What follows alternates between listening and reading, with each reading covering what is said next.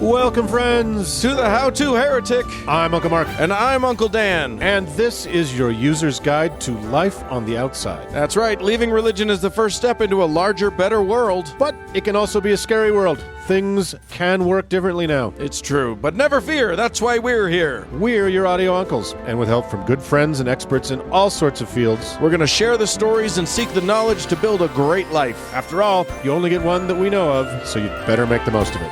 Damn tootin'! Giddy up!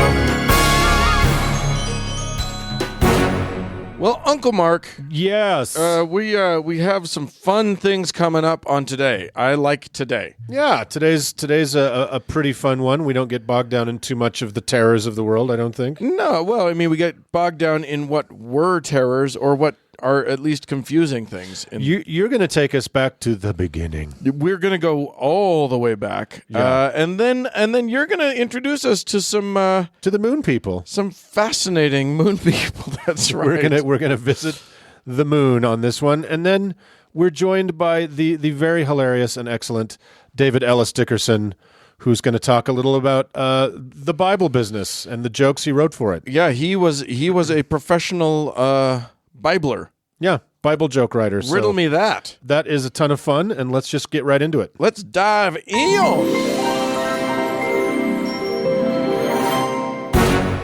Well, my dearest Uncle Dan. Yes, sir. How are you?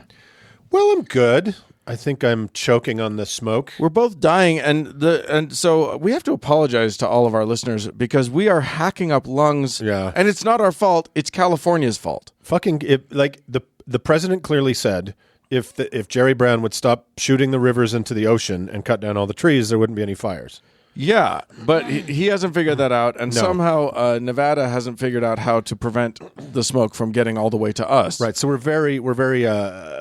have burning throats. We have the phlegm is strong with us. So many apologies to our beloved listeners for listening to us try to breathe. Yeah. But what we will do is have a little. I wanted to get into what the Bible tells us so. Yeah. I do love a good Bible story. You bet. A little later in the show, we're gonna hear about we're gonna hear from a much better expert of the Bible than myself. That's right. But for now, I decided we'll start at the beginning.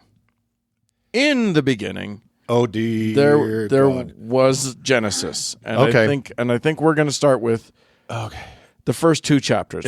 Is this going to take 6 days? It may or may not. That really depends. I didn't want to get into the Adam and Eve story, really. Right. We're just going to talk about the creation of the earth. Right. Now, one of the things that you and I were spared in our Mormon upbringing, yes, that poor Uncle Doug was not, was the Mormon version of the creation, which if you go through the Mormon temple ceremony, or if you watch the videos of the Mormon temple ceremony on the YouTube, you get this whole very repetitive thing where God sends Jesus to create, who then sends Michael, who then later becomes Adam, and it's a very and then Nelson and convoluted process. Oren, yeah, right, yeah, exactly. I just want here's the thing. You read how God created the world. Yep. And it's all there. It's all there. It's all there. Yeah. Everything you need. Yep. What fascinates me about this whole thing is that Christians want us to read their book. Sure. If you read the first 2 chapters of their own book, right, you're already lost. Yes. It's already contradicted itself too much to be possibly true. Yes, it trips over its circumcised dick immediately. Instantly, and we're going to talk about that. So the creation goes a little bit like this. Yeah. Hit me. In the beginning, God created the heaven and the earth. This is King James Version, as just in honor of Uncle Doug. Yeah. And the earth was without form and void. I'm not sure why. It seems like earth would have a form. It seems like void would be the thing before earth. It would be the thing that, right. But I think void in this case just means got nothing on it. Okay. And darkness was upon the face of the deep, so we know that there's water. Right. There's the deep. And the Spirit of God moved upon the face of the waters. Yes. So he's a sailor. He's a water skier. He is. Yeah. But just his face. Yes. Oh, no, just his spirit. Anyway, on the face of the waters. And God said, let there be light, and there was light. And God saw the light, that it was good, and God divided the light from the darkness. So apparently when he invented light, it was still merged with darkness. He separates them out. That's day one. So that's called twilight. That's like the middle.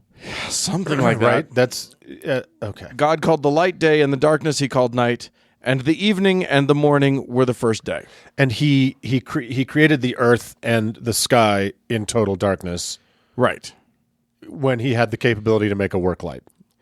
Yes. Yeah, But- he realized after he created those, this would be easier if I could see. He didn't know there was that thing on the iPhone where you like flick up and you get the little flashlight. Right. He didn't have that. God had not created the Probably had the iPhone yet. iPhone 6. Right. Right. That's the seventh. That's the ninth day That that he creates the iPhone. So all we've got so far is heaven, earth, light, and dark it's a good start. It's for day one. for day one. Huzzah. Yeah. Day two comes along, and things get a little bit squirrely as far as I'm concerned. God made the firmament and divided the waters which were under the firmament from the waters which were above the firmament. Okay, so the firmament I would take to mean the stars. No. No. The firmament is essentially, and this is, we get, basically just consider, we got to go flat earth on this, Why not? and there's a dome over it. Okay. And it's a solid dome because we don't want the water in the sky. You know how the sky is made of water? I've paid enough attention to Ken Ham and his shenanigans that I know about this a little bit. Yes. So the sky is made of water. There's a dome over it. Other translations don't call it the firmament. Other translations call it what do they call it? I could look it up. a dome. A vault. They call it a vault. Oh, a vault. Okay, interesting. The vault of the sky. The vault. It's vaulted. The sky is vaulted. That keeps the water up top from. And when it rains, I guess it's leaking. I guess that's just the vault, the firmament leaking. Yes. And he divided the waters which were under the firmament from the waters which were above it. And he called the firmament heaven. And then there was morning and evening, and ta-da, that was day two. So day one, impressive. Light and dark, Earth, sky, ocean, and the sun. Right. Day two, it feels like he's just created sort of a bladder to keep earth and heaven from crashing into each other. Yeah, He's created a thing. He found a pond liner. Maybe he created earth and heaven, and they kept bumping. And he was like, I don't know if I'm stealing your thunder, but this is that second day is where the young Earth creationists and assorted lunatics think that the water for the flood came from. Was from the external ocean. The ocean on the outside. The ocean on the outside, Sure. because obviously there's not enough water on Earth to cover all the land, or it would be doing it already. Right. Yeah, exactly. Yes. Yeah. So, and we'll get to more of that later. We'll visit the Ark encounter another time. Yes, indeed. So that was what was that? Day two? Day three, we got dry ground. Yeah. And he moves all the water to one place. Okay. Don't worry, that's never explained why there's now water in many places, because he moves all the water into one place. Right. So all the water's into one place. He calls it the lands and the sea, and then he dumps some plants on there. Okay. So that's day three. Day four, he decides that it's confusing, this whole day-night thing, so he puts lights in the sky to separate day and night. He already separated day and night on day one. No, he separated light and dark. You just hold your horses. Oy. So now we've got yeah, exactly. We've been having days this whole time. Oy. There's been there has been we keep hearing that there is a morning and then an evening and then a morning. Right. So we've had days and nights this whole time, but I guess the light situation was confusing. So To whom? So he puts in. There's nobody there. Shut your face hole. He puts in the firmament lights. There's a greater and a lesser light. Yeah. That's the sun and the moon. Okay. Not to be confused with sun, Myung Moon. That's right. And then he puts the lesser light, and then he puts a bunch of stars up there. So basically what he's done is just added lights to this dome that he's put over And everything. he did it because he fucked up on day 1. because it was confusing. So day 4, this is day 4? Day 4. So day 4 is when you take a look around and go, here's what I got wrong on the first 3 days. Right, exactly. Plus grass. You're like, wait, what? Well, the grass was 3. Oh, it's 3. Okay, so the shrubbery went in on 3. Right. Yeah. And apparently it wasn't growing very well because it didn't have any sunlight. So maybe that was the thing. Okay. Okay, so that's day 4. Day 5, Yeah. apparently it was very important that he create fish and birds. Sure. I like to eat both of them. Yeah, absolutely. Yeah. So thanks for that, God. He created fish and birds, and then he told them to be fruitful and multiply to the fish and the birds. So I guess he also invented sex. So he's Aquaman. on day 5. Yeah, exactly. Yeah. And Birdman. And Birdman. Is there a Birdman? There sure is Birdman Okay. with Michael Keaton. Right. Well, there's that too. Yeah. Sure, absolutely. So and he's the Birdman of Alcatraz. He's that too. he's all of those. So that's day 5. Day 6, he creates land creatures. And it goes through this whole thing. I don't understand it. All of these things are created after their kind. So he creates cattle and every creeping thing and beast of the earth after their kind.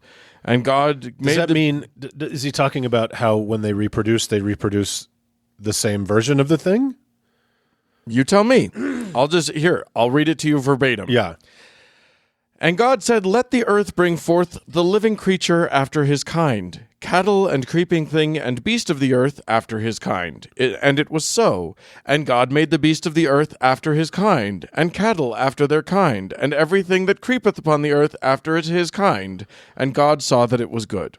So that makes all the sense in the world. this comes from a time where people were probably fucking surprised that tigers just made tigers and they didn't also make butterflies and earthworm, right? They probably I don't know. Like at this point, it is clear.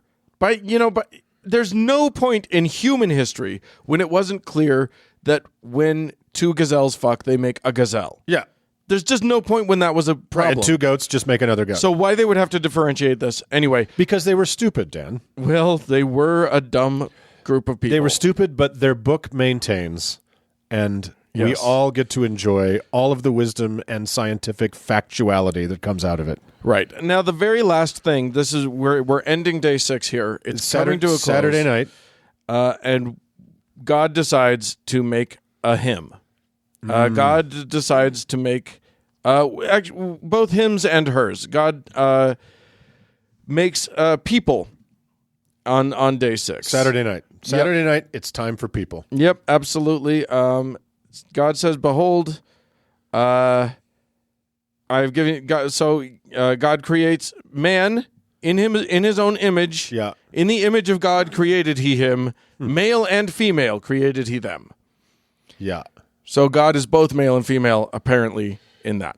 Anyway, Yeah. And then God says, and by the way, all the rest of this shit is for you. Right. So there's our basic roundup. Don't be confused by the light. I think I fixed that. I think I've got day and night sorted. You tell me. The switch is a little fritzy, so just, Just- fuck with it and it'll work out. And Yeah. then If the moon sometimes goes away, I haven't figured that one out yet. So about once a month, you're going to just lose that thing, but it'll come back. And then all the kind after kind after kind, creepy and beastie and fishy and birdie thing, you can eat all that shit. Just don't eat apples.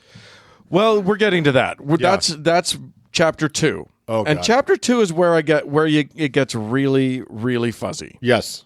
Because we've got a solid timeline, Okay. right? Yeah, it's a week. We've got a calendar week now. We've got and chapter 2 starts with, by the way, on the 7th day God rested, and now every 7th day is Sabbath and it's holy, and that's when God apparently creates religion. Right. So That's when he mowed the lawn, he watched the game, Right. hung out with his friends. So boom, we've got the week. Right. And that's the most important invention we've got, apparently. Yeah. Then we get into the story. We're going to start the story of Adam and Eve. Okay. Now, Adam and Eve, as you might have guessed, It's not Adam and Steve, Dan. it's you're goddamn right. It's Yeah, not. you know what I'm saying? As you might have guessed, those are humans. Yes. Those are people. Right. Those are day 6 folk. Then, Yep. right? Yep. Wrong. Okay. Let's get into it. These are the generations of the heaven and the earth when they were created. In the day the Lord God made them, made the earth and the heavens. And every plant of the field before it was in the earth, and every herb in the field before it grew. Wait. For the Lord had not caused it to rain upon the earth, and there was not a man to till the ground. Now that's Okay, so a little confusing. So I'm going to switch from King James to the New International Version. cool. Now no shrub had yet appeared on earth, and no plant had yet sprung up. For the Lord God had not sent rain on the earth, and there was no one to work the ground. I'm just raising my hand. Yes, over here. Mark, I will call on you. Okay. It's day 3? Plants are day 3. Okay. But now they're not. Well, are they? Anyway, let me continue. Because clearly, as we all know from observing the earth, Yeah. no plant can grow without a man to till the soil. Apparently not. Yes. So we're coming from that. But streams came up from the earth and watered the whole surface of the ground. Then the Lord God formed a man from the dust of the ground and breathed into his nostrils the breath of life, and the man became a living being. So at the end of chapter 1 ends Saturday night. Saturday night, he creates people. People are extant. Right. Adam and Eve are just checking it out. Right. But then we seem to have gone back in time to day 3 when before there were plants. Right. And people. And then, long before there were people. Yeah. 3 days before there were people. Days before people. And then he just accidentally creates a man on the wrong day. Out of mud. Out of dirt. Yes. I think mud, it holds together better. Sure. Absolutely. Then there's a weird... then he creates the Garden of Eden. Oh. And apparently he created Adam for the sole purpose of being slave labor in this garden. Right. To make the plants grow. Yeah, absolutely. And it actually says that. And he's got some rivers flowing, and that's watering some stuff, which is great because he hasn't even, one assumes that he hasn't even created the sun, the moon, and the stars yet. If we're still in day 3, let's assume that we've moved on to day 4. Okay, I don't know. Where's Eve? Nowhere. She doesn't exist yet. So she got... Okay. So hang on. Yeah. I work in the film industry, and we have this thing when we shoot that's called continuity. And that's how you make sure that a character that doesn't exist yet, that you haven't been introduced yet, doesn't wander into an early scene of the movie because you're going to introduce them for real in scene 35. Every movie set has a person whose entire job it is to sit there and notice this shit. to notice it, to take Polaroids of all of the people so that they can say like, oh, nope, you're not wearing that tie yet. That's right. You picked it up in your left hand, not your right. They did not do that for this book. There was not a script supervisor. We needed one. God the Father, who created the Sky Vault. He hadn't created script supervisors yet. What day were script supervisors created on? Well, not in the first 7, apparently. Not in the first 7. So here we go. We've got this man wandering around pre-day 6 somehow. Or post day 6, and they just voiped the day 3 through 6 out of chapter 2. Yeah, I don't know what okay. Look, but it's continuous because it says at the beginning of chapter 2, God rested on the 7th day. Yeah. This is the cliffhanger was people created Saturday night. Tune in next week, picking up with God resting on the 7th day. All that already having happened. Right. Okay, but it does feel like they said, "Let me go back a bit." But it doesn't because there's no plants. But it goes back. It just ignores what whoever the guy who wrote the first chapter. Look, stop arguing and just listen. They got a new showrunner for chapper 2, and he just was like, "Oh fuck, okay." They did get a new showrunner, so now like they had to recast a couple people. They've offered no explanation whatsoever, right? And they're just ignoring a few of the plot points from the pilot, from the first season, the pilot, yeah. So finally, God then brings in a bunch of animals. So apparently man was created before the animals now in the reboot. Right. And God has Adam have name all of them however he wants. And Sure. also he's like, hey, you see anybody you like among these animals, keep them for your helper. Okay. And I don't like where this is going. weirdly, We did Adam... animal law last week. Yeah, exactly. Weirdly, Adam decides that none of them are good enough for his helper. Yeah, what a prick. So- Little choosy for being alone. Right? Well, they can't talk and whatever. Anyway, so God decides he's going to make him a helper, puts him to sleep, rips out one of his ribs, Yeah. and then makes Eve, makes a woman. Rib girl. Apparently, he needed some DNA. I don't know. Rib girl, yeah. Rib girl, yeah, exactly. So now we've got woman being made completely different day than men. So, which is now like really, if we're trying to keep track at home, this is like day 9. yeah, we've lost track of the days entirely at this So point. one could interpret that there are 2 competing Adam and Eves. There's 2 competing creation stories entirely. But okay, if this was written by the people who wrote Lost, right. there's 2 Gardens of Eden, there's 2 Adam and Eves, because there's 2 creation stories with 2 different people, with 4 people. Well, the thing is, no, because in the first one, God just creates men and women, like people. Oh, So- multiple people. So I feel like Plural people. Maybe we didn't even, maybe the first chapter didn't even envision a Garden of Eden at all. It was just like, I'm going to drop some on them. I'm going to drop plants. I'm going to do fish, and I'm going to do birds. Vault. I'm going to do a vault. I'm going to do animals and people. Go. And then they went back and they were like, let's be more specific and let's have some real fun. I think with that's this very one. generous. I think that's a very generous Genesis Yeah. that you've just tried to pull there. Yeah. I think it's just a shitty mess that 2 different people wrote, and Right. nobody bothered to think about these don't jive. Right. Exactly. Yeah. And that's, and that I don't think we need to go much further beyond that, because after this, we launch into this, the story that we'll have to get to soon, which is the story of Adam and Eve, Right. which makes total sense. Which has led to thousands of years of the needless suffering of women. yeah. And yeah. and this is the original sex shaming story. I'll leave you with how we end chapter 2 of Genesis. Oh God.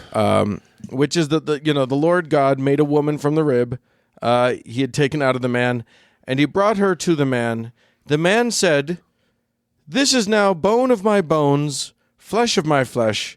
She shall be called woman, for she was taken out of man." Which that's the only time that's ever been the case. Sure. And then verse 24 says that this is no longer a quote from Adam.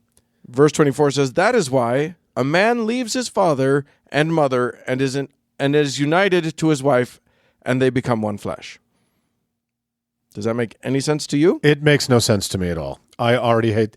Usually when you start a new series, you start binge watching a new series. Sure. You give it 3 episodes. Sure. If it's not good after 3 episodes, you're just like, Right. I'm out. I'll go back to watching Arrested Development or something. Correct. But I feel like we're about 3 episodes into this, and I don't like it. No, it's not worth your time. It's super bad. I'm gonna go and I'm gonna rate it a thumbs down. Wardrobe is really like stupid and minimal. Well, speaking of wardrobe, I will give the very last verse of chapter 2. Okay, do it. Which may be enough of a cliffhanger to get you on to the next episode. Okay. We'll see. All right. Adam and his wife were both naked, and they felt no shame. All right, fucking, I'm going to watch the next episode. Yeah, we got you, baby. We got you. Well, gee, Dan, thanks for that, the story of creations. Yeah. That was really under-informative. It makes every bit of nothing. There's nothing in there of any value except to understand how the sky works, which is the water is kept above us. Yeah, the orbiting ocean. So right. All that is true, people. Love it, live it, learn it. Let's move on. And move on. Well, hey, Uncle Mark. Hey, Uncle Dan. I need to know. I've been married twice. I'm on my second marriage. Yeah. Currently. Yep. And I think if there's a third, Yes. I want it to be a big affair. Heaven forfend. Right. But should the need arise, Yeah, I want to go big. when your wife's life insurance matures, Finally, yeah. When and heaven forbid something were to happen the next day. obviously nothing's going to happen, but when it does, Yes. I want to go big. I want it to be huge. I got the people for you. Do ya? I got the people for you. All right, clue me in. And we're going to meet some really cool people today. And before we get to their very, very particular method of marrying, I want to talk a little about them because they haven't done that visibly in quite a while. But Sure. they did have a more high profile moment just recently Oh yeah, that I want to start with. So, and let me paint a picture for you. please do. You remember after that mass shooting at that high school? The one. Okay, I'll be more specific. The one in Florida. Oh, Okay, I'll be more specific. okay. The Stoneman Douglas school shooting that gave us a lot of dead kids, but also gave us David Hogg and Emma Gonzalez, who are Sure. currently kicking around the NRAs like it's a screamy soccer ball. Cute little activists. Yeah, cute little kids doing good out in the world. That shooting. Sure. Now, remember in the days following, some lunatics in bullet crowns had a prayer service for machine guns just miles from the massacre site. You remember that? Oh, I do remember that. And everybody was like, "What the fuck?" Well, like, why are you monsters? That's a weird thing to be. Super weird thing to be. And they freaked out. That freaked out everybody so much that they moved an entire school nearby to a different location to get them away Wow. from this incident. So those fuckers, because it was an act of terrorism essentially, but it's those fuckers. Sure. Those fuckers, my dearest Uncle Dan, are part of what remains of the Unification Church of the United States, pejoratively known to history as the Moonies. Oh, Yeah. the Moonies. So when I was a kid, the Moonies were on TV, and my mother, who was not seemingly aware that she was also in a cult, used to scream about how could these people be so stupid and join this cult. Right. As you'll see, there is also a racial element to it that would probably animated some of my mother's excitement about it. Sure. So the Moonies, or rather, the Unification Church of the United States, was founded by a guy named Sun Myung Moon, Yeah. born in 1920 in what is now North Korea. Okay. During the Korean conflict, he was captured by North Korean forces and thrown into a prisoner of war camp, ostensibly because he belonged to a Christian group that, a little mysterious about this, practiced sexual purification. Oh. The official charges that were used against him were spying for the South, as Sure. probably everybody was charged with. Sure. And still is. That's an easy one. That's a gimme. That's just a gimme in North Korea. Yeah. But the other charge was polygamy, Interesting. which is a little nod to our hometown listeners. Can I just say that if you're ever considering even the slightest any religion and the word purification comes up, Run. you got to get out. You got to get out. You got to run. Yeah. That's not okay. That purity's not coming easy. And I'll show you that it did not come easy here as well. Right. So anyway, after he was charged with polygamy and they were going to stick him in this camp for 5 years, he escaped back to the South and just lived in privation because the war was on for a few shitty years. But apparently not before he encountered Jesus himself on a windswept mountainside that told him, Mr. Moon, that he was the natural heir to Jesus and humanity's true father. Oh. And obviously nothing bad has ever come out of a moment like that, Uncle Dan. No. As we well know. When you learn through supernatural means that you are the savior of the universe, Right. that's a positive. Only thing that's going to come out of that is good times. Yeah, absolutely. 100%. So it was during those years of turmoil and hunger in a hovel in Busan that he began to write the thesis of his weird new religion, which is a very conservative take on some of the Bible, a little Confucianism, an extreme slant on marriage and sexual purity, and a whole lot of, I hate those fucking communists so much. So the weird little seed that the whole shebang sprung from was that Eve had fucked Satan before she lay with Adam. Whoa. So, Slut. exactly. Long story short, women are bad and evil, and some extremely weird shit. Weirder than the garden variety women are cursed in the normal kind of Christian worldview. Right. Had to occur before women could be tolerable in human society. So, Okay.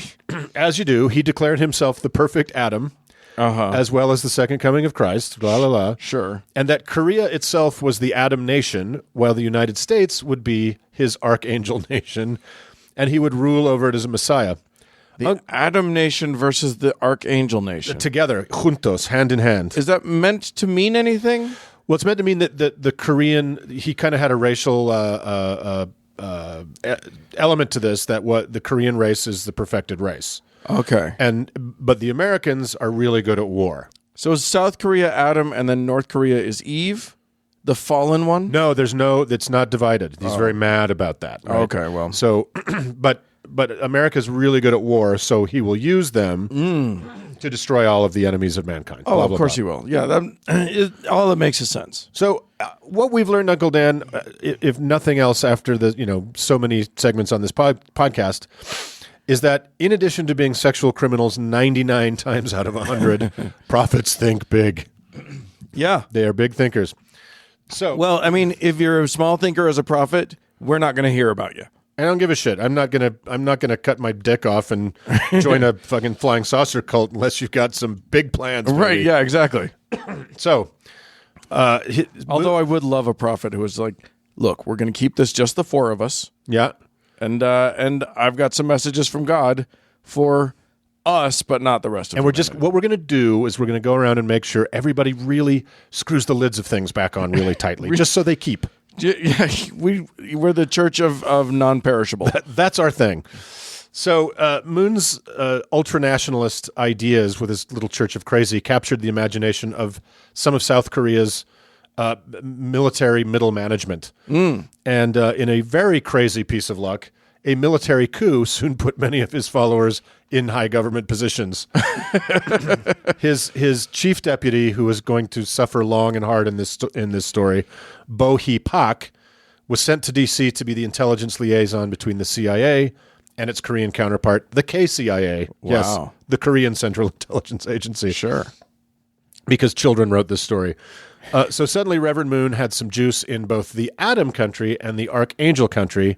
He was ready to make his move. You know what? It just goes to show that he's not full of shit because God's making it happen. It almost seems like the way was made ready, right? Yeah. So here's his move to the United States. Basically, that move involved coming to the U.S. in February 1965 with a suitcase full of Korean dirt. Then, this is true, driving around to all 48 contiguous states in a blue station wagon, burying a clump of the diminished Korean peninsula in each state to give followers a Satan-free spot to pray in. Oh. Yeah. Oh, okay. So it's not just that the Korean people are perfected. The land itself is divine. The very land, the very earth upon which they trod, Right. was divine. consecrated. Was yeah. consecrated ground, so he just put a little bit of it everywhere. And I poked around to see if I could find where he buried it in our fair state of Utah. Yeah. I couldn't find anything. So What? if anybody knows, I'd love to. I'm furious. Or if you know where it is in your lower 48 state, send a picture. Yeah. Send a picture of the Satan free spot. Tweet it at us or put it on the Facebook or whatever. So, as this was the mid-'60s and the baby boomers were just trying to figure their shit out and had yet to decide that ruining everything for everybody was their real spiritual destiny. love you, boomers. They were trying all kinds of shit on for size. And what a buffet there was, Dan. Love and exploration and community and drugs and music and hippie nice Jesus and Eastern this and that and more love and free love. But there was a subset of these teen and 20-something seekers who liked the nice Jesus and the community and all that. Sure. But for whatever reason, we're not super down with the drugs and the free love. Rude. Hippie prudes, Right? if you will. No judgment. I've seen the footage from Woodstock, and I can say with some certainty, I would have left that weekend still a virgin. It's not my jam. So I would have taken one hit of that brown acid and been like, I'm out. I think that was Altamont, wasn't it? I don't know. And anyway, we're not boomers. We don't know these things. We don't know. And if you were a Jesus-loving prude that wanted to live communally and work 7 days a week for nothing, then the Moonies were right for you. So the ranks swelled for some reason from a few thousand in the early 70s to so many in the late 70s and early 80s that they were filling huge stadiums with brides and grooms to be wed by their one true father, Reverend Moon, and their one true mother, Hak Jahan, Reverend Moon's wife. She's the Sheila equivalent. Yeah, she's the Sheila, Ma Sheila. Yeah. Kind of. There were a lot of Ma Sheilas in the Moonies, I think. Well, yeah, I mean, it sounds like... It unraveled spectacularly. So we'll get there. Many of our listeners, our age, Dan, or older, may recall these peculiar images from the evening news in those decades of 6,000 identically dressed brides in white, complete with veils, paired off with 6,000 handsome grooms in matching black tuxedos, presided over by two people dressed like the Nemoidian trade ambassadors from the Phantom Menace. Yeah, I remember distinctly picture images of like just stadiums. Yeah. Like a football stadium full of like cake toppers. Just totally identical. White and black. White. It was just boy, girl, and just a whole bunch of sort of everybody's getting mass married. And they were strange. These mass weddings were strange. But, Dan, who are we to cast aspersions on the happy day of so many thousands of couples? A day made so much happier because so many of them were just meeting for the very first time. Oh, my God. While others had the luxury of getting to know each other the day prior or, at most, the preceding week. So these people weren't like, they weren't all like, let's save up our wedding until he comes. No. They were just unmarried people who he, like, paired off. Yes. Okay. So they were arranged marriages, and they were arranged by King Daddy and Queen Mommy. Right. Mr. and Mrs. Reverend Moon themselves. And what they would do is the applicants, and some of them were not young, would send an 8x10 portrait along with a self-addressed stamped return envelope to the Moons. In time, they would be invited to the stadium to meet their forever spouse. Wow. Very commonly, it was a union between one non-English speaking Korean and one non-Korean speaking English speaker. Wow. But that's what the rest of your life is for, is to figure that shit out. Sure, right? Absolutely. And oftentimes they were also divided by as many as 3 or 4 decades in age. Wow. And you literally didn't know who you were paired up with. I mean, it's probably excuse me. Goodness. It's probably they just randomly paired people together. Well, they got a bunch of applications. They were like boy, girl, together. Boy, girl, together. In the same way that a young Mormon's mission call is divinely inspired. Right. By the random computer generator for which mission needs a person. Right. Much the same way. So, and this whole time, Reverend Moon had been, while this was going on and his ranks were swelling, he'd been amassing oceans of political capital and goodwill with the most conservative political forces in America. As a hyper-Christian Korean Cold Warrior, he kind of hit all the Republican G-spots, right? Right. Sexual purity, military belligerence, rabid anti-communism, prosperity gospel sympathies, the whole shebang. Wow. He was the whole package. Other than not being white, which really would have been bingo on the board. I think that most rabidly right-wing Christians, if you're Asian, you're one tick above, you're one tick below white. Yeah. Right? You're closer to the front. And also there's this sort of novelty thing that they can fetishize. There's this idea of like, he's one of us, but look at how different he is. Look at how inclusive we are. We're cool, right? Yeah. So he also larded out an enormous amount of cash to right-wing politicians and causes. That didn't lose him any friends on that side of the aisle. Neither did his purchase of the Washington Times, a newspaper that to this day, as you probably know, Dan, remains a red meat spreadsheet for all movement conservatives who refuse to see any separation of hardcore evangelical Christianity and the military-industrial complex. Right. It's the only non-fake news that exists anymore. It's from the very beginning, owned by a crazy person's church. So yeah, If you do not get the Washington Times confused with the Washington Post or the New York Times. No, it is a different animal. It's a rag. It's truly fake news. Yeah, it's a rag, and it has been ever since Moon bought it in the 70s. So. Right. But he was such a goodly Christian right wing guy. In 1974, he was the leading Christian voice, along with our friend Orrin Hatch, fighting for the noble cause of preventing Richard Nixon from being impeached. Oh, right. So he's been on the right side of so many things. But 10 years later, Dan, the savior of all humanity and the second coming of Christ, spent 18 months in jail for massive tax fraud and evasion because obviously that was going to happen. Yeah. Well, I mean, he wasn't white enough to get away with that.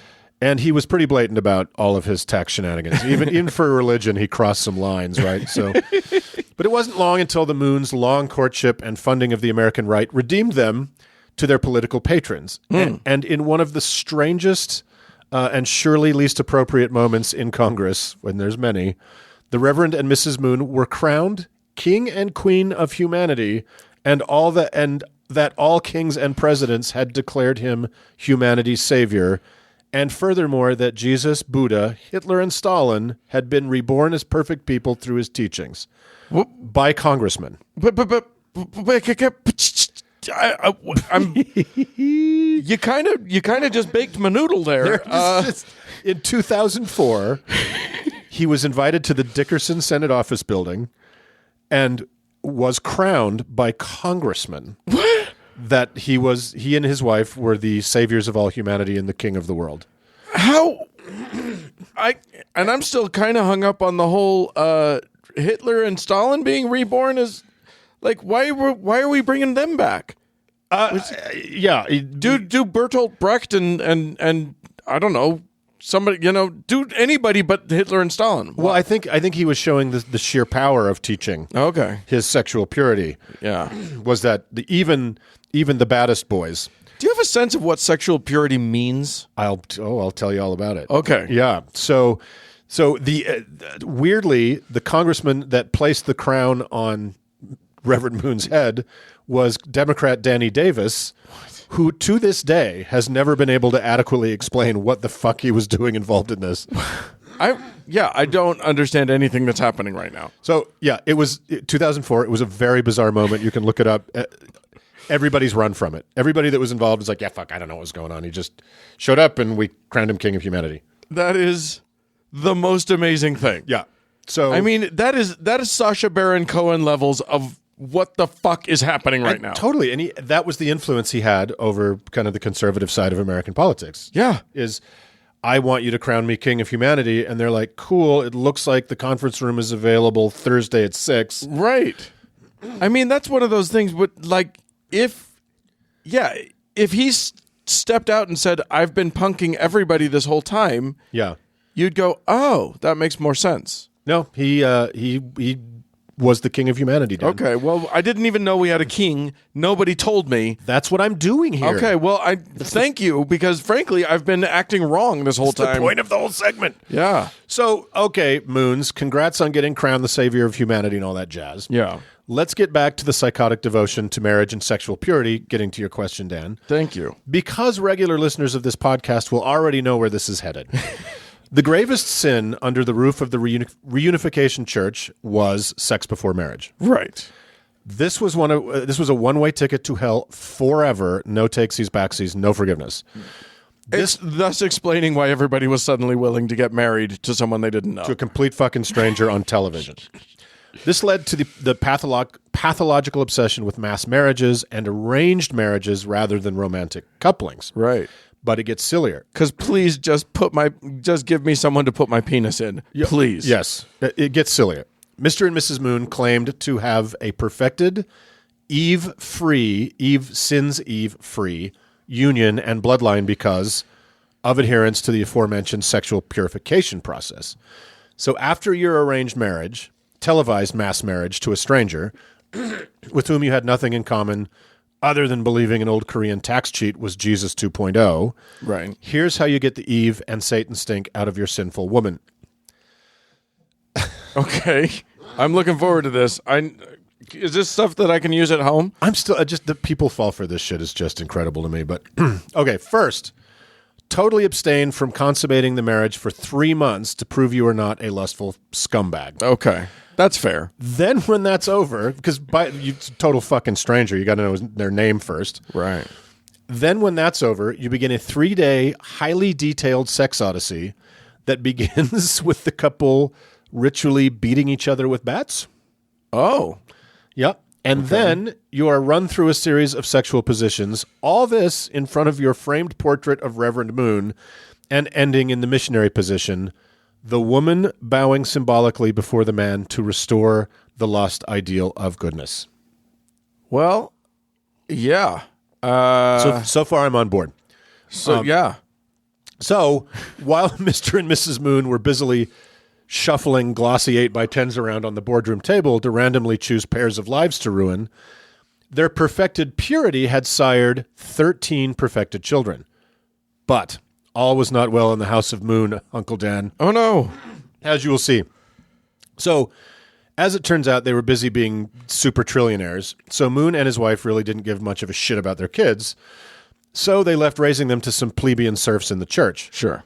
And as you would expect, these lowly people lived in terror of earning the Moon's wrath by disciplining any of their unruly flock. Right. So the kids became like a pack of insanely wealthy wolves. Right.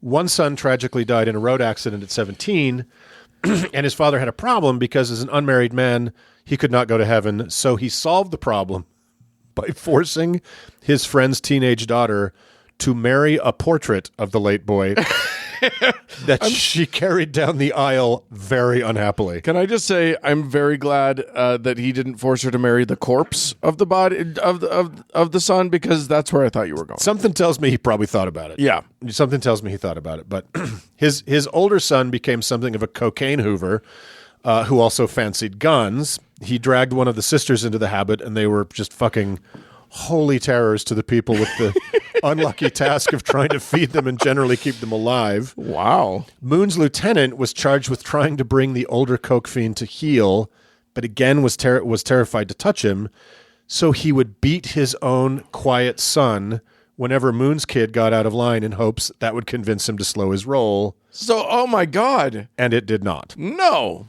It's so fucking twisted. Oh, wow. So around this time, another of Moon's sons, feeling despair and trapped in an arranged marriage, jumped out of the 17th floor of a hotel in Vegas. Oh, God. The crazy eldest coke fiend died of a heart attack at 45. The entire perfected family had either died, fled in the night, or was involved in huge embezzlement schemes and or fighting over their aging fathers and the church's billions. Huh. With the Cold War over and the church exposed publicly as mostly a front for businesses and an ATM for far-right causes, membership was sadly plummeting. Oh, dear. So That is a shame. Because if there's one thing I want, it's for the Unification Church to be doing well. yeah, it's a super fucking pity that things turned so unexpectedly south. Yeah. So what was left of the worshipers gathered one Sunday for the usual prayer and song together in front of the portrait of Reverend Moon that they would also fuck in front of, only to find it had been replaced with a flat-screen TV. Uh-oh. A video was played in which Moon's American-born and educated daughter, Injan, spoke. Okay. With a very bad fake English accent for reasons unknown, about how she and her father used to enjoy seeing Liberace perform live and how amazing his costumes were. Followers were baffled by this odd development that became the weekly meetings. Basically, the fix was in. The fight for the remaining assets between his wife and what was left of his children spiraled down from there. That daughter, Injan, disappeared inexplicably from the weekly broadcasts. Oh. And the world was only to find out later this purified child had gotten in the family way with a guy in a rock band to whom she was very much not married. Oh. While she was still married to her arranged husband. No, not the dead kid with the portrait, another guy. Okay. Which brings us full circle to the Sun Young Moons being arrested for polygamy back in North Korea. It seems the high priest of militant right-wing sexual purity had some issues with just that in the past. He was bad at math. That's all it was. Yeah, it's just miraculous what shitbags manage to end up with billions of dollars because they cook some crazy scheme up. Like, how did this thread all the needles? It's like what we talk about with Mormonism. Yeah. There were a ton of other ideas that didn't survive from the same place in the same time. Yeah. That didn't survive. How? The same with Christianity. How does it thread the needle? So, there's always somebody who's just got that zeitgeist going.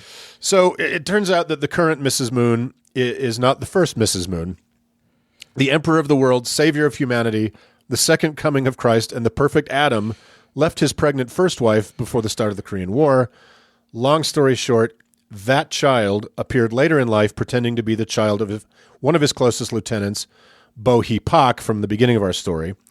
And it was only later that Moon's daughter came to understand the reason that Papa wouldn't let her marry this roguish, handsome scamp was because it was her secret half-brother from the not fully erased pre-purity days. Holy shit. So that's it. Moon's dead. His family is a perfect model of purity and morality. And now his son has prayer services for machine guns with people wearing bullet crowns in neighborhoods where a mass shooting has just happened. So you guys are awesome. Just the perfect religion. Perfected. Absolutely perfected. Couldn't go better if you tried. Yep. So that's the Moonies, everybody. So I hope that was informative. And again, if any of you know where they buried the dirt in your locality, I'd love to know. I want to go to that spot. So hit us up. All right. Let's move on. Let's do it.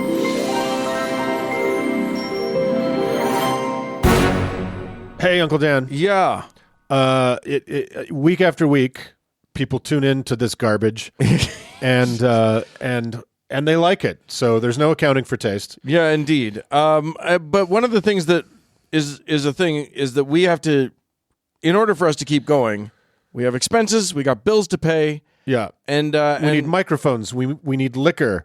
We need bail. We need hookers and blow. All these things are not free. They can be cheap. Well, and the ones we go for are definitely not expensive, but we people can choose to help us. Now, we are recording early this week because one or both of us are leaving town, and that's just me. So forgive us for not going through this week's patrons. We'll do it next week because we're right on the heels of our last recording. Right, but if you want to hear your name spoken by your favorite uncles in the world, and it shall echo through eternity on the internet. And that's a good reason to do it. Go to howtoheretic.com. Yeah. Click on that Patreon button, and it'll take you to it. And then you can become a patron. You can help support what one Eli Bosnick, no lesser man, than Eli Bosnick, called something about. He said it is the most underrated atheism podcast on the internet. So let's prove him wrong, because he's always fucking wrong. Yeah, overrate us. Yes, make us overrated. And speaking of overrating, if you have the opportunity, just go to iTunes or whatever other pod blaster where you can rate us. Give us a high rating. Just help us 5 stars or more. 5 stars or above, and you will also live forever in our hearts. Yes, indeed. Let's move on.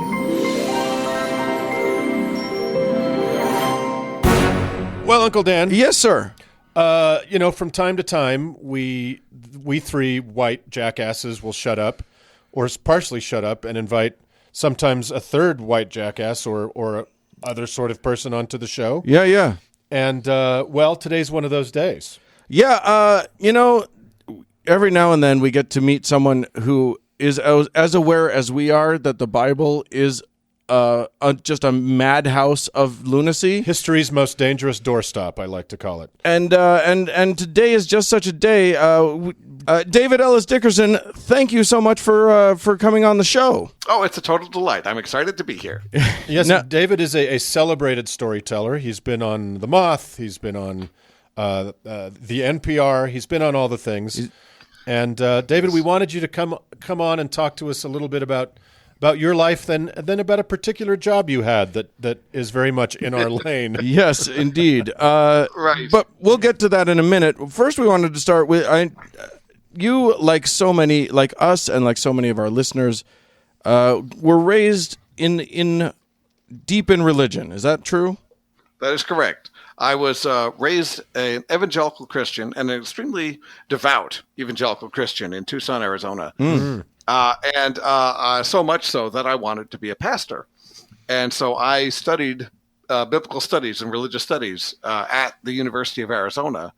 And those listeners who have listened to my stories on This American Life will probably find this familiar.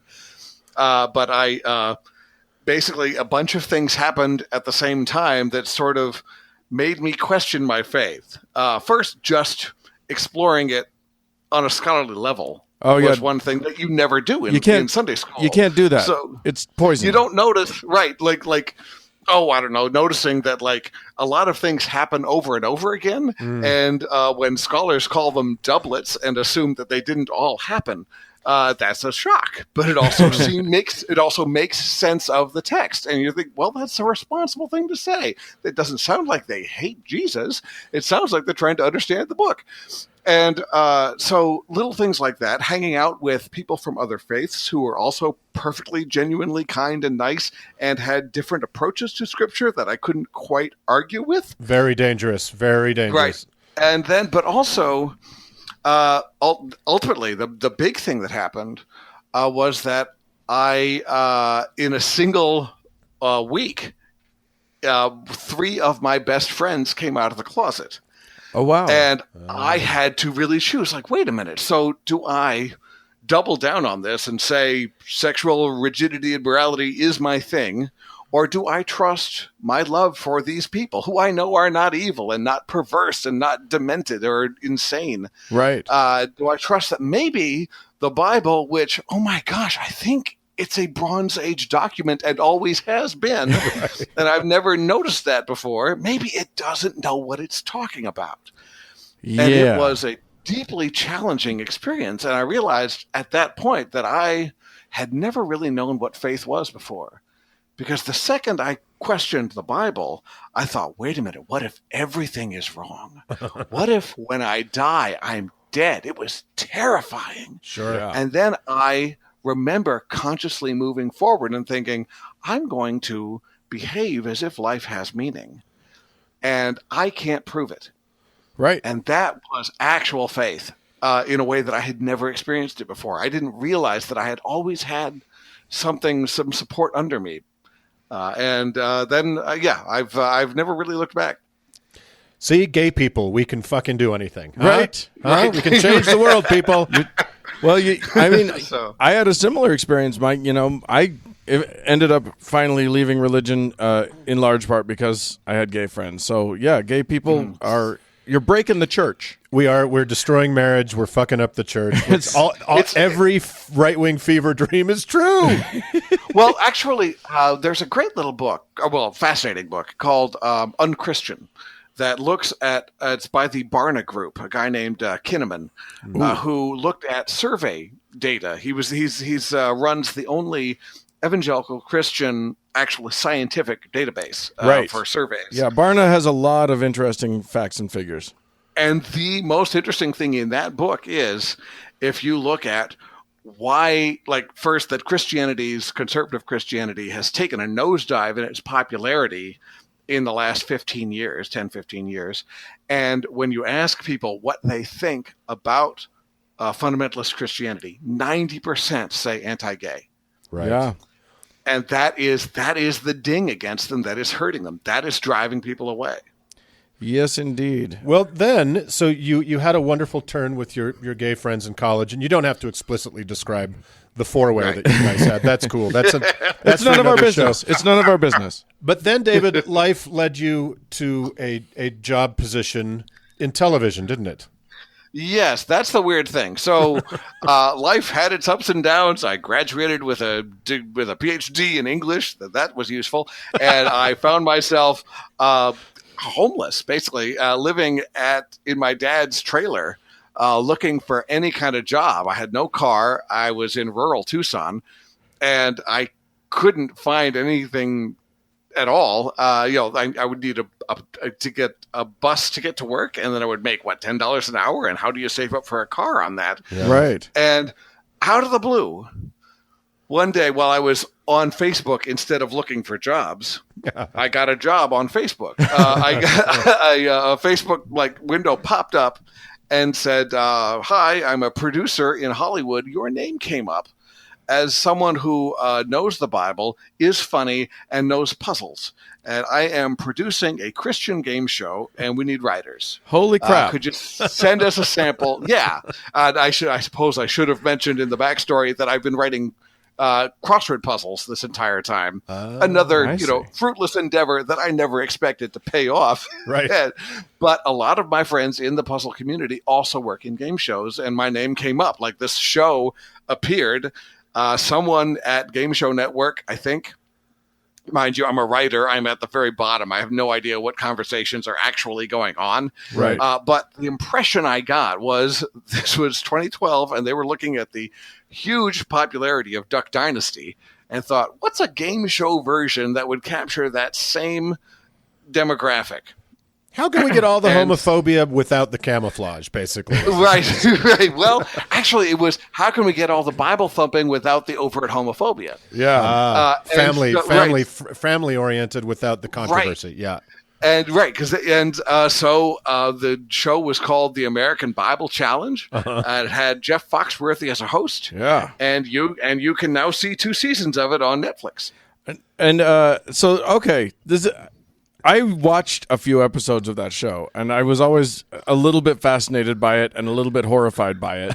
Yes. Now, did you watch season 1 or season 2? Season 2 is better. I don't remember. I wasn't paying much attention. It was just, if I was flipping around and it was on, I'd be like, is he, that's the guy that tells the redneck jokes, and a bunch of people who ostensibly know the Bible pretty well. But one of the things that you've talked about is the fact that you don't need to know all of the Bible because most of it is not family friendly. Right. Well, actually, most of it isn't even interesting. That's the biggest problem. Is you've got, like, the reason no one quotes the prophets is because it's talking about stuff that cities no one knows about, people no one has heard of, and it's referring to events no one remembers. Pretty much all of Leviticus and Deuteronomy, right, is just rituals that literally no one observes and which are very, very repetitive. Right. And deeply there are stupid. genealogies and like the First and Second Kings and First and Second Chronicles are repetitions of the exact same lineages and dynasties and reigns of this person who lived this long, and then God took them and they moved on to the next king, and it's all so tedious. No one would ever bother to remember it. Right. So it's not even that it's bad for morality. It's hard to find morality in it because it's just a really, really tedious cultural history. Just lists. A lot of it is just lists. Yeah. It's those goddamn begats. They're the worst. Yeah. And so what other? So there were the boring bits you had to leave out. Right, and then we had to leave out, of course, right, the non-family friendly bits, and there are we were told, of course, we had to hew generally to the Sunday school lessons because it turns out if you're doing a game show, people tune out if they don't know any of the names. Right. So you can't ask about numbers. You can't ask about dynasties. You have to say Noah, Moses, and so on. Right. Or at least mention the book names, Nehemiah, Judges, whatever. And so we found ourselves very quickly going to sort of weird corners of the Bible, but in search of interesting side stories. So, for example, one thing I had completely forgotten, is that how Elijah calls down fire from heaven on the prophets of Baal, right? It does that whole thing on Mount Horeb or Carmel, whichever it is. Well, there's a completely separate incident where someone says, "Is your name Elijah?" And he says, "If my name is not Elijah," or something like that, like, "I am Elijah, and I will prove it to you by calling down fire from heaven." And he kills 50 people who just asked him the question, who were just trying to introduce themselves. Well, they were probably hostile Philistines. He was basically killing Philistines all the time. Right. Sure, but is that where his disciple Elisha got his idea for the bears? Well, you think, right? You think of Elisha as the one who kills people for asking impertinent questions, right? But in many, many ways, Elijah and Elisha are the same prophet. I've heard it theorized that Elijah and Elisha are sun and moon gods. That have been, which is why they get taken. Like Elijah gets taken up to heaven in a fiery chariot. Right. He's a sun god. He's associated with fire. I don't know why Elisha is associated with bears and axe heads, but And baldness. right. Well, baldness does make sense. Right. If he's bald, then of course he's the moon. He's the shiny moon man. Yeah. That's fascinating. So anyway, But there. Sorry, Dan. I'm guessing you can't do sun and moon gods on Foxworthy's show. exactly. But also, you couldn't prove it, right? You would have to say this scholar thinks this, that, and the other thing. Right. But that was the other problem. So we had to eliminate things like we couldn't talk about the time God tries to kill Moses and Zipporah, I think, that cuts off Moses' foreskin and throws it on his feet, in quotes. Like you do. Right. And so we couldn't talk about that. We couldn't even mention the word concubine because they were terrified that some, kid was going to be watching at home and going, "Mommy, what's a concubine?" And so this left us with very little to talk about in some ways. I don't know how you got 3 seasons out of what was left. How did you do it? We were running out of Bible by the end of season 2. It was pretty clear. Yeah. Well, it is a 1,000-page book, so you should have something left over. You'd think, except that you have to stick close to shore. Right? You have to do the names everyone knows. And how many ways can you say David fought Goliath? Right. Like you've got how heavy was the spear? What was the name of the valley? What did he do just beforehand? That kind of thing. There's a couple of questions like that. But after a while, the people watching the show, the producers who don't know the Bible are going, "Can we stop hearing about David? Switch it up." Right. And then you mention someone that they don't know. They go, "We don't know this person. Change it to someone we know." And so you wind up circling around this very, very tiny circle of the same names over and over again, particularly Moses, David, and Jesus. That's so funny. I mean, and one of the problems also, when I go back and we revisit the Bible quite often on the show, and when I go back to revisit the Bible to do some research for the show, sometimes I'll be like, "Oh, you know what I want to do? I want to read the story of blank because that was one of the big stories growing up, and I've heard that story a million times."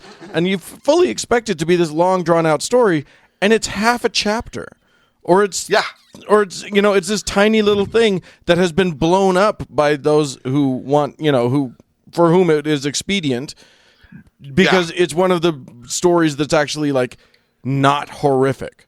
Or I can draw a sermon illustration out of this. So let's get it psychologically into the head of a person who showed up in a parable to make a single point. Yeah. And the other, I'm sure, major difficulty of the equation is, the general Christian doesn't know all that much about the Bible.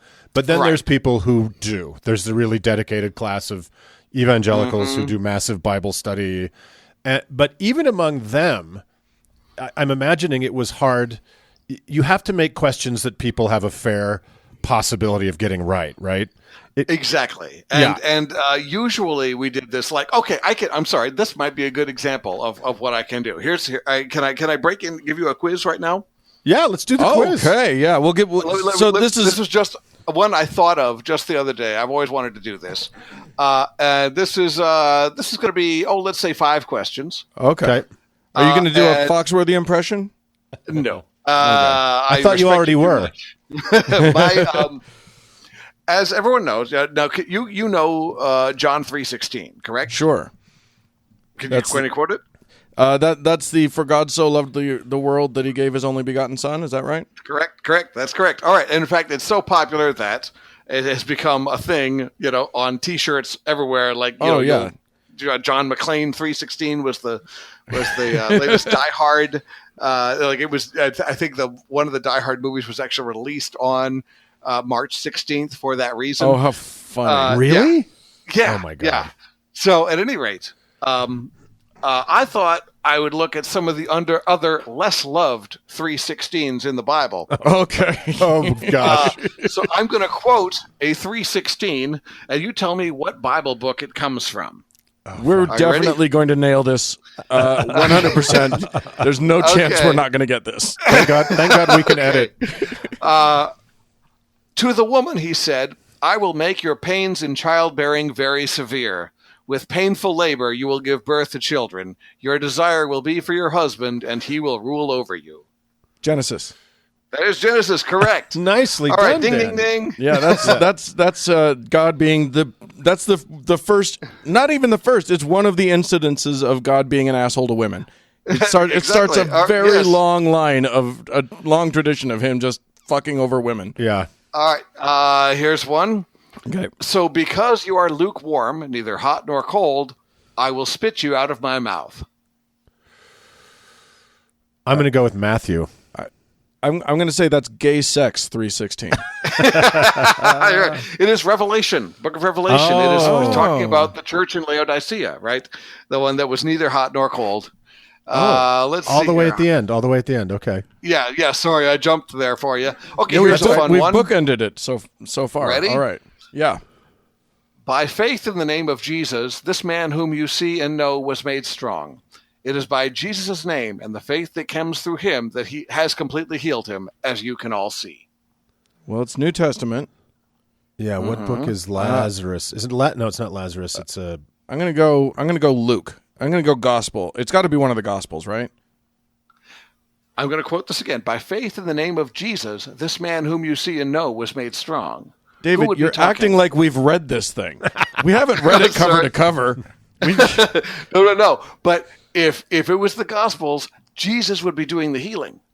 Oh, right? Okay. So this is Acts 3:16. Okay. There's Peter in the colonnade. So anyway, and that's an example of how you can get it if you think for a second, even if you've never heard this quote before. Right. Here's another weird one.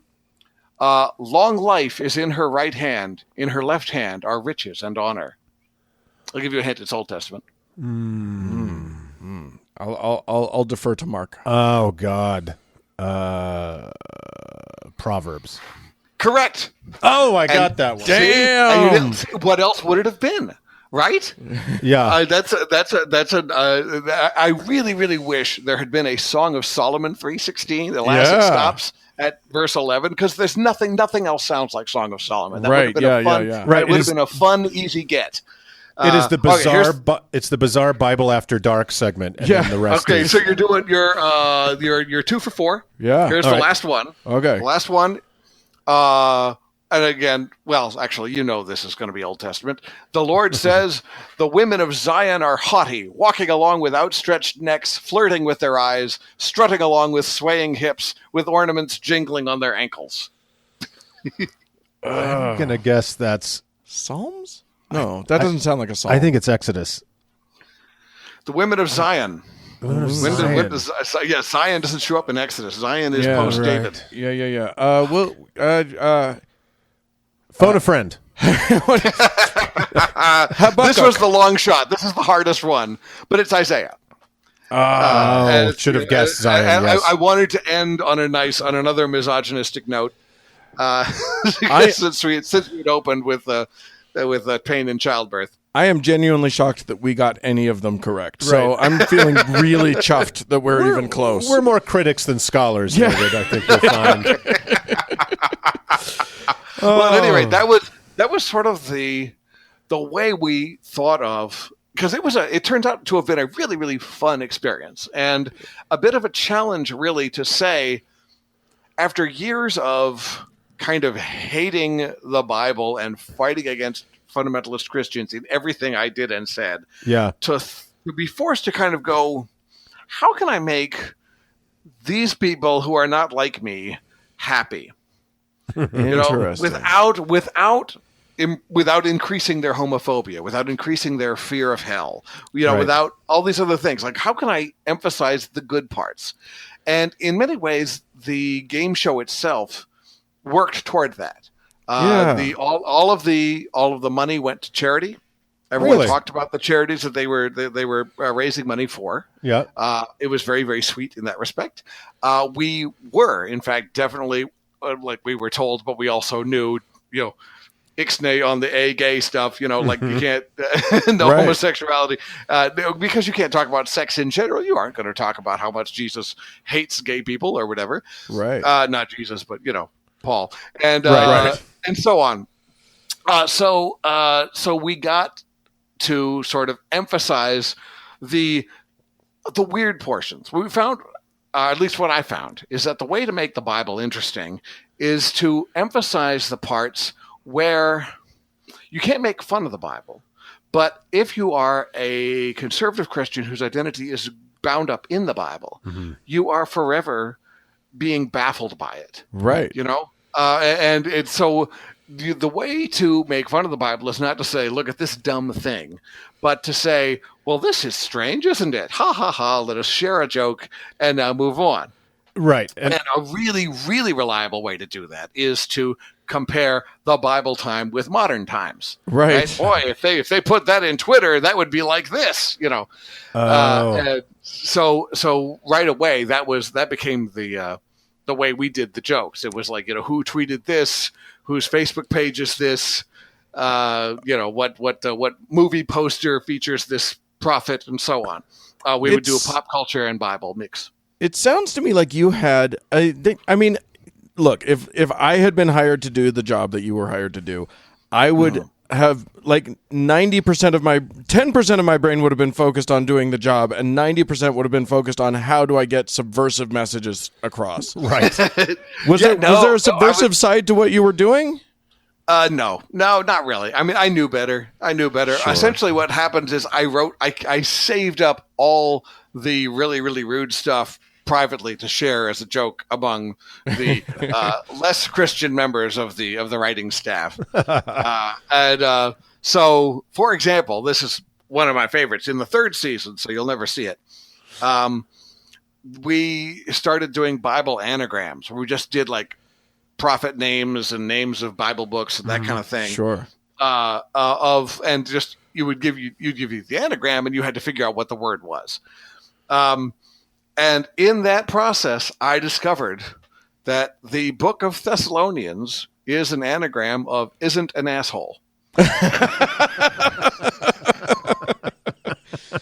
That might be the most important Bible code discovery in the history. Someone called Dan Brown. Fell in love with that immediately. Yeah. And of course we knew we could never use it, but I had to share. That's awesome. I love it. Well, this has been delightful. As someone who's left, you know, one of the goals of our show is to sort of help people out as they exit from their entrapments in their religion.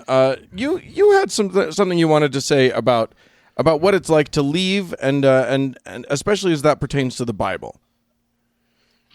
Right. I think one of the things that people don't realize, or I guess I should say, when I left fundamentalist Christianity, one of the things I noticed very early on and very guiltily was that I was losing my ability to quote scripture, especially chapter and verse, to know it off the top of my head. And of course, in fundamentalist circles, that is a sign of spiritual decay. Oh, right? You have to be able to do the sword drill. You have to be able to know where that is right away. You have to, get to the yellow highlighted section of the Bible. And I want to assure people, as no one was around to assure me, that actually that's a sign of health and growth and healing, because it means your world is getting bigger and you have more than one leg to stand on to interpret the world. And so instead of interpreting everything in your identity through a kind of fearful clutching at a single authority, you are actually learning to feel your way around a more ambiguous world and come to conclusions yourself. And it feels like you're losing certainty, because that's what maturity is. And so so do not be nervous about it. Embrace it. That is, in fact, the feeling. I'm going to take that as a cue that me not remembering anything at all anymore means that I'm the healthiest motherfucker out there. Oh, I'm going to live forever if that's the case. So. Well, I will say, like I have an obsessively weird knowledge of old movies, for example, but I don't rely on it for my identity. So I think there are people out there, Bible scholars, for example, who know the Bible really well and aren't wedded to it out of fear. They don't need to. They are drawn to it because it is genuinely an interest of theirs. So I think the other key is, are you feeling bad because you want to know the Bible and you don't? Or are you feeling bad because you feel a social pressure to know the Bible more than you do? that social pressure is a tip off that you're in a bad place, and knowing less Bible is healthy. Wow, that is excellent, and I hope our listeners take that to heart, because we have, in a less articulate way, been trying to stomp that into people's heads for almost 50 shows now. So that's a beautiful thing. Well, congratulations on your pending 50 Well, show. Thank you and so thank much. you very very much for all the work you do. This has been really thank really you fun. so much for coming on. Maybe we'll have you back. We'll make you craft more game shows for us. Or we'll do some of the dirty ones that you could never do on the show. That All would right. be funny. We are- A lot of those are unfortunately visual. Oh, damn it. Just know 'Cause I draw Just know cartoons, we are so. officially in talks about a new game show right now. Starting now. All right. It's How to Heretic is looking into this. All right. David Dickerson, thanks so all much right. for coming on the show. And David, if people want to find you out there in the world and see your dirty cartoons and see you your other work, where can they find you? Well, I'm on a bit of a web hiatus at the moment, but you can find some of my books online at Amazon, and I think most people like the cartoons. I've done a daily napkin cartoon for a couple of years called Slightly More Pleasant, and that's on Facebook. It has its own Right Facebook on. page. Well, David, Excellent. thanks so much. Yeah, sure thing. It's a pleasure, and I hope to talk to you soon. Yep, talk to you soon. Great.